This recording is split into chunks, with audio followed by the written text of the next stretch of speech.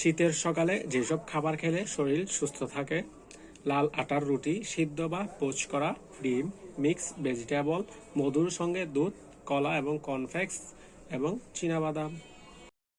রাতে কালো কিশমিশ ভিজিয়ে সকালে খেলে কি হয়?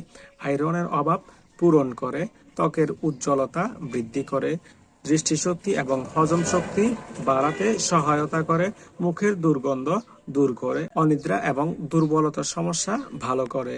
যে কারণে শীতকালে প্রতিদিন চীনাবাদাম খাবেন। কোলেস্টেরলের মাত্রা ঠিক থাকে, উচ্চ রক্তচাপ নিয়ন্ত্রণে থাকে, পেটের চর্বি কমাতে সহায়তা করে এবং ডায়াবেটিসের মতো কঠিন রোগের ঝুঁকি কমায়।